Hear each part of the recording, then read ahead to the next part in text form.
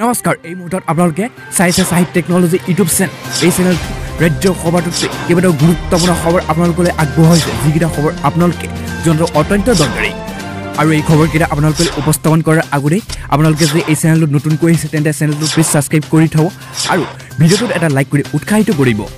আজি শনিবাৰ প্ৰথমটো এই মুহূৰ্তত অতি গুৰুত্বপূৰ্ণ এটা ব্ৰেকিং নিউজ মুকলি হৈ আহিছে কিন্তু ৰাজ্যত আজি কিমানজন লোকে কৰোনা ভাইৰাছৰ আক্ৰান্ত হৈছে আৰু কিমানজন লোকে মৃত্যু খাব দিবলগীয়া হৈছে সকলো তথ্য জনাইছে মুখ্যমন্ত্ৰী হিমন্ত বিশ্ব শৰ্মাই আৰু তাৰ লগতে কৈছে যে সংক্ৰমণৰ হাৰ ইতিমধ্যে অব্যাহত থকাৰ মাজতে ইতিমধ্যে আজি দিনটো ৰাজ্যখনত কোভিডৰ পজিটিভিটি হাৰ 2% তললৈ আহিছে এইটো এটা বহুতে ভাল খবৰ কিন্তু মৃত্যুৰ সংখ্যা পূৰ্বৰ দিনৰ তুলনাত আজি পুনৰ বৃদ্ধি পোৱা দেখা গৈছে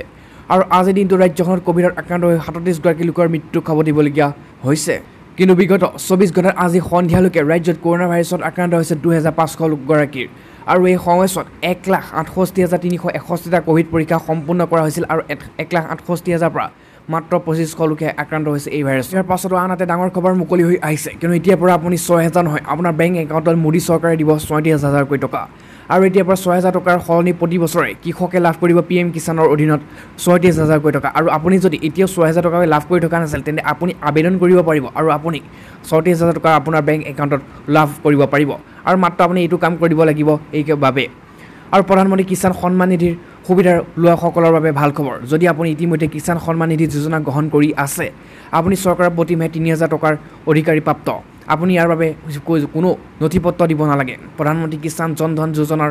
অধীনত কৃষকসকলে প্ৰতি বছৰে 37000 টকা লাভ কৰিব পাৰে আৰু আপুনি 37000 টকা কেনেদৰে লাভ পাব জানি লওক আৰু প্ৰধানমন্ত্ৰী কিষাণ মন ধন যোজনাই প্ৰতি মাহে ক্ষুদ্ৰ আৰু প্ৰাপ্তীয় কৃষকসকলক পেঞ্চন প্ৰদান কৰাৰ পৰিকল্পনা কৰিছে আৰু এই আঁচনিৰ অধীনত 60 বছৰ বয়সৰ পিছত প্ৰতি মাহে 3000 টকা অৰ্থাৎ প্ৰতি বছৰে 37000 টকা আপুনি পেঞ্চন লাভ কৰিবলৈ সক্ষম হ'ব আৰু আপুনি যদি এতিয়া এই পেঞ্চনৰ বাবে আবেদন কৰা নাই তেন্তে আবেদন কৰিব পাৰিব কোনো নথিপত্ৰ দাখিল কৰিব নালাগে পেঞ্চন আঁচনিখনৰ কেন্দ্ৰীয় চৰকাৰে দেশৰ ক্ষুদ্ৰ আৰু প্ৰান্তীয় কৃষকসকলৰ বাবে পৰিচালনা কৰি আছে আৰু ই আপোনাক ইতিমধ্যে 60 বছৰ বয়সৰ পিছত প্ৰতি মাহে 3000 টকাৰ সুবিধা প্ৰদান কৰে আৰু যদি আপুনি প্ৰিমিয়াম কিষাণৰ সুবিধা লৈ আছে তেন্তে আপুনি ইয়াৰ বাবে কোনো অতিৰিক্ত নথিপত্ৰ দাখিল কৰিব নালাগে কিন্তু এতিয়া সকলোৰে মনত প্ৰশ্নটো হৈছে যে কেনেকৈ এই আঁচনি লাভ কৰিব পাৰিব কিন্তু কিষাণ জন মন ধন যোজনাৰ যিকোনো কৃষকে 18 পৰা 40 বছৰ বয়সৰ সকলোৱে ল'ব পাৰিব আপোনাৰ ইয়াৰ পাছতো এই মুহূৰ্তত আজি দিনটোৰ সকলোতকৈ ডাঙৰ ব্ৰেকিং নিউজটোৱে মুকলি হৈ আহিছে কিন্তু এই মুহূৰ্তত ৰাজ্য চৰকাৰৰ মুখ্যমন্ত্ৰী হিমন্ত বিশ্ব শৰ্মাই সংবাদমেল সম্বোধন কৰি ৰাজ্যৰ নতুন এছঅপি জাৰি কৰিলে আৰু আজিৰ পৰা ইতিমধ্যে ৰাজ্যত হ'ব নতুন এছঅপি বলবৎ হৈ পৰিব আৰু নতুন এছঅপি কি নতুন নিৰ্দেশনা থাকিব ৰাজ্যৰ কিমানখন জিলাত দোকান বজাৰ ব্যৱসায়িক প্ৰতিষ্ঠান ৰাতিলৈকে দোকান পোহাৰ সকলো খুলিব পাৰিব ব্যৱসায়িক প্ৰতিষ্ঠান আৰু গাড়ী চলাচল কেতিয়ালৈকে খুলিব পাৰিব সকলো তথ্য আহি পৰিছে এই নতুন এছঅপিত আৰু যদিও এই মুহূৰ্তলৈকে ৰাজ্য চৰকাৰে ইতিমধ্যে অফিচিয়েলভাৱে এছঅপিখন ইতিমধ্যে মুকলি কৰি দিয়া নাই কিন্তু চৰকাৰ বিশেষ সূত্ৰই মুখ্যমন্ত্ৰী হিমন্ত বিশ্ব শৰ্মাৰ সূত্ৰই আমাৰ হাতত এই এছঅপিখনৰ তথ্য দাঙি ধৰিছে কি আছে এই এছঅপিত আৰু ইয়াত কৈছে নতুন এছঅপিত থাকিব পাৰে বহুকেইটা নিয়ম আৰু এটা কথা স্পষ্ট হৈ পৰিছে যে সলনি হ'ব পূৰ্বৰ সম্পূৰ্ণ এছঅপিৰ যিসমূহ নিয়ম আছিল কিয়নো ইয়াৰ আগৰ এছঅপিখনত ইতিমধ্যে যিসমূহ নিয়ম আছিল সেই নিয়মসমূহ আজিৰ পৰা ইতিমধ্যে নাইকিয়া হৈ পৰিব আৰু আজি নতুন এছঅপিত সম্পূৰ্ণৰূপে আহি পৰিব কিন্তু এটা কথা স্পষ্ট হৈ পৰিছে যে এই নতুন এছঅপিত বহুকেইখন জিলাৰ বাবে থাকিব কঠোৰ নিয়ম আৰু এই 6 বা 7খন জিলাত হ'ব পাৰে সম্পূৰ্ণ লকডাউন কিন্তু ইতিমধ্যে কঠোৰ নিয়ম হ'ব বুলি মুখ্যমন্ত্ৰী হিমন্ত বিশ্ব শৰ্মাই সূত্ৰই আমাৰ হাতত জনাইছে আৰু তাৰ লগতে আহিছে ডাঙৰ প্ৰশ্ন কিন্তু সকলোৰে মোৰ প্ৰশ্নটো হৈছে আন্তঃজিলা যাতায়াত খুলিব নে তাক লৈ কি কয় মুখ্যমন্ত্ৰী কিন্তু আন্তঃজিলা যাতায়াতৰ ক্ষেত্ৰত পূৰ্বৰ নিয়ম বাহাল থকাৰ সম্ভাৱনা আছে আৰু আন্তঃজিলা যাতায়াত খুলি দিয়াৰ সিদ্ধান্ত গ্ৰহণ কৰা নাই বৰ্তমান চৰকাৰে আৰু এইখিনিতে আৰু এটা কথা আহি পৰিছে যে ৰাজ্য নতুন এছঅপিত সুৰাৰ দোকান সকলো খোলাৰ নিৰ্দেশনা জাৰি কৰিছে ৰাতিলৈকে আৰু এইসমূহ সুৰা দোকান যিহেতু ভিৰ হয় ৰাতিলৈকে খোলা থাকিব সেইবাবে ভিৰ হোৱাৰ প্ৰতি লক্ষ্য ৰাখি এই নতুন এছঅপি স্পষ্টভাৱে কোৱা হৈছে যে সুৰাৰ হোম ডেলিভাৰীৰ ব্যৱস্থা থাকিব পাৰে এই এছঅপিত আৰু ইতিমধ্যে সুৰা যি সুৰা আছে সেই সুৰা ঘৰে ঘৰে দিয়াৰ ব্যৱস্থা কৰিব এই এছঅপিত আৰু ইয়াত কৈছে গুৱাহাটীত ঘৰে ঘৰে হ'ব পাৰে সুৰাৰ হোম ডেলিভাৰী আৰু যিহেতু দোকানসমূহত সম্পূৰ্ণ ভিৰ লাগি থকা দেখা যায় সেইবাবে যিহেতু ৰাতিলৈকে খুলিবৰ নিৰ্দেশনা জাৰি কৰিছে সেইবাবে এই সুৰাৰ দোকানসমূহত হোম ডেলিভাৰী দিয়াৰ সিদ্ধান্ত গ্ৰহণ কৰিছে নতুন এছঅপি যিকোনো দোকানত ভিৰ নহ'বৰ বাবে এই সিদ্ধান্ত গ্ৰহণ কৰিছে ৰাজ্য চৰকাৰে আৰু আজি নতুন এছঅপিত থাকিব বহুকেইটা নীতি নিয়ম সলনি কৰিব আৰু নতুন নীতি নিয়ম থাকিব এই এছঅপিত আৰু ৰাজ্যৰ বাকী 7খন জিলা বাদ দি সম্পূৰ্ণৰূপে বাকী সকলো জিলা সম্পূৰ্ণ আনলক কৰি দিয়াৰ সিদ্ধান্ত গ্ৰহণ কৰিছে শিথিল কৰি দিয়াৰ সিদ্ধান্ত গ্ৰহণ কৰিছে ৰাজ্য চৰকাৰৰ মুখ্যমন্ত্ৰী হিমন্ত বিশ্ব শৰ্মাৰ আৰু আজি স্পষ্টভাৱে তেওঁ সংবাদমেল সম্বোধন কৰি কৈছে যে আজি এই নতুন এছঅপি যি কাইলৈ পুৱা 5 বজাৰ পৰা বলবৎ হ'ব এই এছঅপিখনত সম্পূৰ্ণ শিথিল থাকিব ৰাজ্যৰ আন সকলো জিলা এই 7খন জিলা বাদ দি সম্পূৰ্ণভাৱে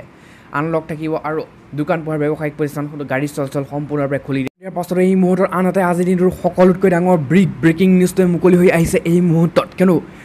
বৰ্তমান ৰাজ্য দলৰ বিধায়ক আৰু শিৱসাগৰ বিধায়ক অখিল গগৈ গ্ৰেপ্তাৰ আৰু ইতিমধ্যে পুনৰ গ্ৰেপ্তাৰ হ'ব নেকি অখিল গগৈ সকলোৱে মনত প্ৰশ্ন উদয় হৈছিল। আৰু আজি অৱশেষত উচ্চ ন্যায়ালয়ে আছে শুনানি জাৰি কৰিছে এই মুহূৰ্তত, কিয়নো ইতিমধ্যে গুৱাহাটী উচ্চ ন্যায়ালয়ক প্ৰত্যাহ্বান জনাই এনে পুনৰ গোচৰ ৰুজু কৰিছিল অখিল গগৈৰ বিৰুদ্ধে আৰু পুনৰ গ্ৰেপ্তাৰ হ'ব নেকি অখিল গগৈ। আজি উচ্চ ন্যায়ালয়ে ইতিমধ্যে শুনানি জাৰি কৰিছে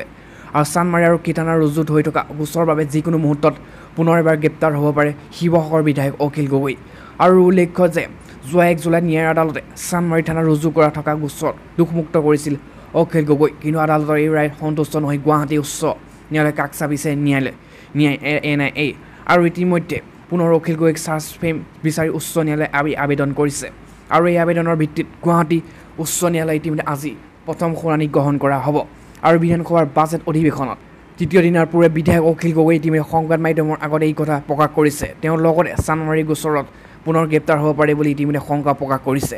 আৰু ৰাজ্য দলৰ নেতাজনক লগতে অভিযোগ কৰি কয় যে এইটো বিজেপিৰ বিশেষকৈ মুখ্যমন্ত্ৰী হিমন্ত বিশ্ব শৰ্মা আৰু ভাৰতৰ গৃহমন্ত্ৰী অমিত শ্বাহে কেইবাটাও কেতিয়াও বিচৰা নাছিল যে মই কাৰাগাৰৰ পৰা ওলাই অহাটো মোক জেললৈ প্ৰেৰণ কৰা হ'ব পাৰে। তেওঁলোকে এইবাৰ আকৌ পৰিকল্পনা কৰিছে মোক জেললৈ পঠিওৱা। আৰু লগতে অখিল গগৈ ইতিমধ্যে অসমৰ জনসাধাৰণক এই দুখৰ মুহূৰ্তত তেওঁক সহায় কৰিবলৈ সজাগ আৰু সতৰ্ক হৈ থাকিবলৈ আহ্বান জনায়। ইয়াৰ পাছতো এই মুহূৰ্তত আন এটা ডাঙৰ খবৰ মুকলি হৈছে, এটা ভাল খবৰ অসমবাসীৰ বাবে, কিয়নো ইতিমধ্যে অসমৰ প্ৰাক্তন মুখ্যমন্ত্ৰী সৰ্বানন্দ সোণোৱালে কেন্দ্ৰীয় মন্ত্ৰিত্ব কেইবাটাও বিভাগত লাভ কৰিছিল, কিন্তু এতিয়া এটাৰ পিছত আনটো ইতিমধ্যে মন্ত্ৰিত্ব দায়িত্ব লাভ কৰিছে সৰ্বানন্দ সোণোৱালে। আৰু এইবাৰ মোদীয়ে দেশৰ প্ৰধানমন্ত্ৰী নৰেন্দ্ৰ মোদীয়ে ইতিমধ্যে গুৰুত্বপূৰ্ণভাৱে ৰাজনৈতিক পৰিক্ৰমা বিষয়ে কেবিনেট কমিটিত পুনৰ অন্তৰ্ভুক্ত কৰিছে সৰ্বানন্দ সোণোৱালক, কিয়নো পুনৰ ইতিমধ্যে পৰিক্ৰমা বিষয় হিচাপে কেবিনেটত নিযুক্তি দিছে প্ৰাক্তন মুখ্যমন্ত্ৰীগৰাকী। আৰু ইয়াত কৈছে প্ৰধানমন্ত্ৰী নৰেন্দ্ৰ মোদী প্ৰশাসনে মঙলবাৰে দেশৰ কেবিনেট কমিটিসমূহ পুনৰ গঠন কৰে আৰু প্ৰধানমন্ত্ৰী নৰেন্দ্ৰ মোদীয়ে নেতৃত্বত দিয়া গুৰুত্বপূৰ্ণ ৰাজনৈতিক পৰিক্ৰমা বিষয় কেবিনেট কমিটি আৰু CCPAৰ অন্তৰ্ভুক্ত কৰা হয় অসমৰ প্ৰাক্তন মুখ্যমন্ত্ৰী তথা বৰ্তমানৰ কেন্দ্ৰীয় কেবিনেটৰ মন্ত্ৰী সৰ্বানন্দ সোণোৱালক। আৰু কমিটিখনৰ আন সদস্যসকল হ'ল কেন্দ্ৰীয় পৰিৱেশ আৰু শ্ৰম মন্ত্ৰী ভূপেন্দ্ৰ যাদৱ আৰু কেন্দ্ৰীয় মহিলা আৰু শিশু বিকাশৰ মন্ত্ৰী স্মৃতি ইৰাণী, কেন্দ্ৰীয় স্বাস্থ্যমন্ত্ৰী মনসুখ মাণ্ডভিয়া আৰু গ্ৰাম উন্নয়নৰ মন্ত্ৰী গিৰিৰাজ সিং আৰু আনহাতে নিৰাপত্তা বিষয়ৰ দেশৰ শীৰ্ষ সিদ্ধান্তকাৰী কমিটি সুৰক্ষা বিষয়ক কেবিনেট কমিটিখনৰ অপৰিৱৰ্তিত ৰখা হৈছে। আৰু ইয়াত কৈছে প্ৰধানমন্ত্ৰী মোদী আৰু গৃহ তথা কৰ্পৰেশ্যন মন্ত্ৰী অমিত শ্বাহৰ থকা এই কমিটিখনৰ নতুন মন্ত্ৰীক ইতিমধ্যে অন্তৰ্ভুক্ত কৰা হৈছে। অসমৰ অন্তৰ্ভুক্ত কৰা হোৱা নাই, কিন্তু ইতিমধ্যে অসমৰ প্ৰাক্তন মুখ্যমন্ত্ৰী সৰ্বানন্দ সোণোৱালক কেইবাটাও বিভাগত পুনৰ এটাৰ পিছত আনটো দপ্তৰ প্ৰদান কৰিছে দেশৰ প্ৰধানমন্ত্ৰী নৰেন্দ্ৰ মোদীৰ পাছতো এই মুহূৰ্তত আন এটা ডাঙৰ খবৰ মুকলি হৈ আহিছে, কিন্তু এটা বৃহৎ খবৰে সমগ্ৰ অসম তোলপাৰ লগাইছে। নতুনকৈ খ্ৰীষ্টান হৈছে নেকি ৰূপজ্যোতি কুৰ্মী, খ্ৰীষ্টান ধৰ্ম ল'ব নেকি ৰূপজ্যোতি কুৰ্মীয়ে, মোক গালি পাৰিলে তেওঁ 100টা ভোট কমিব অখিল গগৈ। আৰু তাৰ লগতে কৈছে নতুন খ্ৰীষ্টিয়ান হৈছে ৰূপজ্যোতি কুৰ্মী, মোক গালি পাৰিলে তেওঁ 100টা ভোট কমিব অখিল গগৈ, এই কথা স্পষ্টভাৱে কৈছে।